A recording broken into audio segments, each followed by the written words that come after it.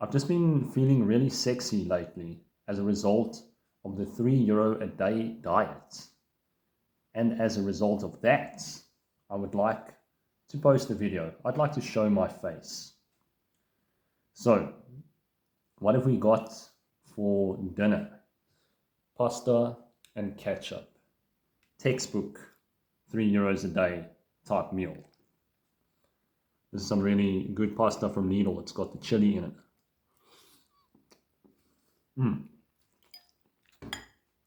Tasty. What about you? Do you like pasta and ketchup? Leave it in the comments down below. This video is just about practicing some speaking skills, not any topic in particular. I'm just going to talk about whatever comes to mind. So recently we went on a trip to Germany, vacation time, just me and the wifey. Put all of the bags on my bike, and wifey had nothing on hers, so she could keep up more easily. And that's one thing that I've realized about marriage. It's about making sacrifices for your significant other. She's your teammate in life, or she or he, or in between, whatever, she, he, or a hybrid, whatever you're attracted to, or maybe all three.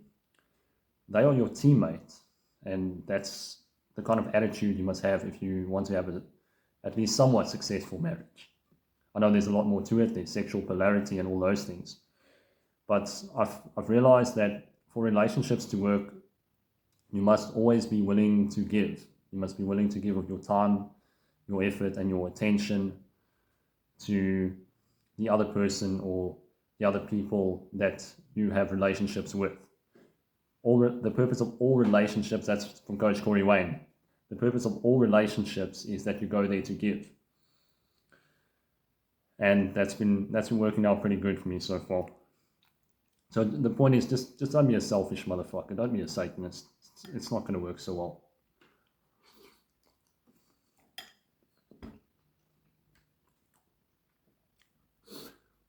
Now, another thing I want to talk about is coffee. If you've been following my channel for a long time, you'll know that I've been on and off and on and off and on and off on the coffee like crazy for the last however many years. I started coffee back in 2006. Just got on that instant Nescafe, and it's been a struggle ever since. We're now in 2025, and I had my last cup of coffee ever yesterday. Can you believe it? Can you believe that I'm actually saying this? And I mean it. I really do mean it. It was a decaf coffee, and when I was lying in bed at night, I had the decaf coffee at lunchtime. When I was lying in bed at night, I could feel it's kind of like an electric shock sensation on your heart. It feels like there's something that's constricting your heart, and it's sort of sending electrical signals through your heart. It's not comfortable, and or at least this is my experience. I don't know if other people have experienced this too. But I think this is also a good sign. It's a sign that my body has become sensitive to the poison and it's rejecting the poison. And I'm happy that this is the case, because it gives me the impetus, the motivation that I need to discontinue said substance so that I can become a healthier version of myself. And I do feel about as natty as possible.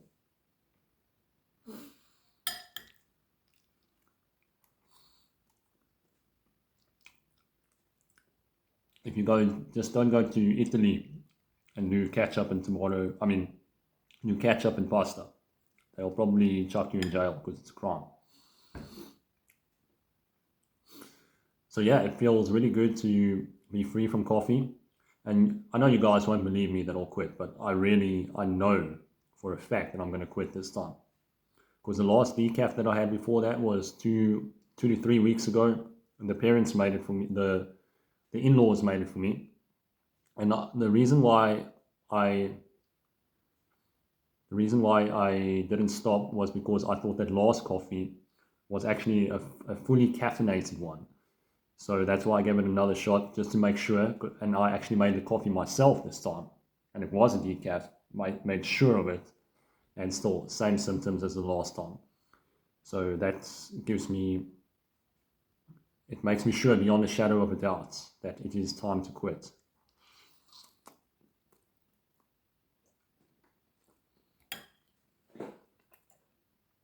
€3 a day diet. It gives me motivation to eat healthy. When I was working, oh yeah, I'm actually on vacation now. I quit working, or the job stopped on the 3rd of April. So I've been chilling since the 4th of April till now, and they'll probably let me know in mid-May when I can return. So it's about a month and a half of time off, which I'm really grateful for. I don't just want to work the whole year. I like taking time off. But that leads me to another thing that I've been pondering, another thing that I've been contemplating.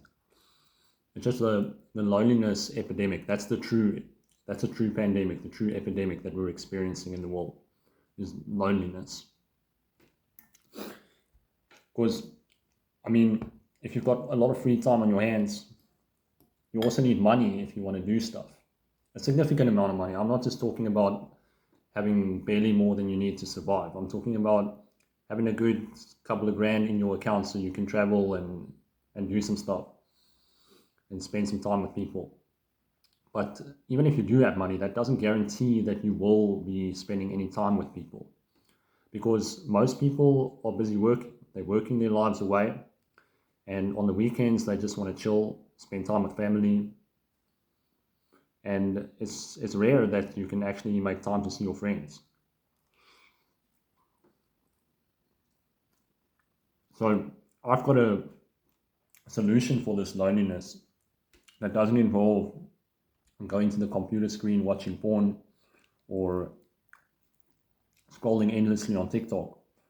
My solution is a more pragmatic solution. And it's one where I simply have a conversation with myself. So I basically double my personality. And then there's another dude in my head. Sometimes it's not even myself. I just recreate people from my past, and I imagine I'm having a conversation with them, like a truly insane person.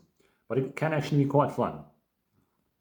It's actually something that I did when I was doing Uber Eats. I had my brother Wartster in my head, and I said, "Yeah, bro, this is fuck all. Just think about sex." That's what he always used to say when we were 7 hours into a 24-hour race. It's fuck all, bro. Just think about sex. So I just have that conversation with myself when things are getting a little bit uncomfortable. So that makes me think, instead of chatting with myself, why don't I just make a video and pretend that this is the split personality that I have going on in my head, the camera that I'm chatting to. And in that way, I can connect a little bit with the community instead of just keeping it all to myself.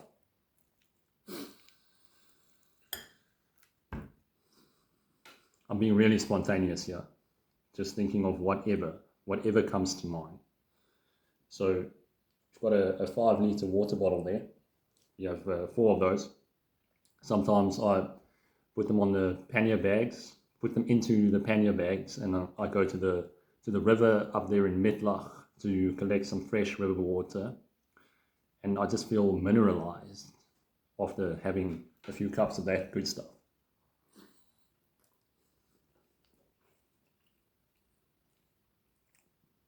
It's really nice having a road bike family again. Pauline is on the road bike now, as you've seen in the previous video. We sold her city bike at the Decathlon for like 130, 140 euros. And she's on the road bike again because she was complaining that the city bike is just too heavy and she misses that accelerative. I don't even think that's a word, but the ability to accelerate from 0 to hero in no time at all.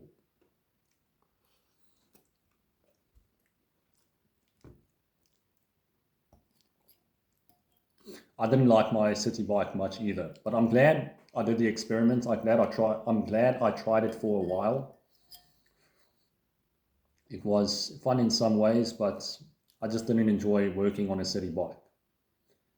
And also that one, when I replaced the rear wheel, it had a, what's the word for that mechanism when you close it like that? But it's the same type of axle that you have on the road bike. That's what I had on the city bike after replacing the wheel, and that was a real pain in the ass, because with the city bike, the section where the wheel goes into the frame is adjustable. So you have to align the wheel in there, and that would just drive me nuts. And because the skewer, yes, the skewer mechanism, because it doesn't close as tightly as nuts and bolts, the wheel tends to shift to one side if you accelerate too hard, if you put too much torque on the cassette. And that would happen every few hundred kilometers or so, or just not even so infrequently. If I just put too much torque, then out of alignment goes the wheel, and that really annoyed me. And also when you replace a tube on the city bike, it's a real pain in the ass. It takes so much longer than a road bike, so inconvenient. And the thing with the road bike is you can ride it on the gravel roads, no problem.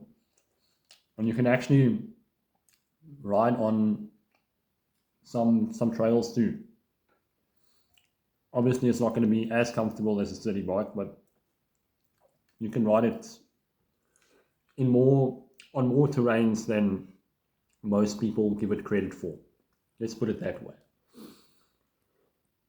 All right. I don't think I have much more to say. I have exhausted my mental reservoir for now. So, but it was enjoyable just to have a quick little chat. So if you enjoyed the chat and you want to engage a little bit, drop some goodies down in the comment section below, and hopefully I will chat to you soon.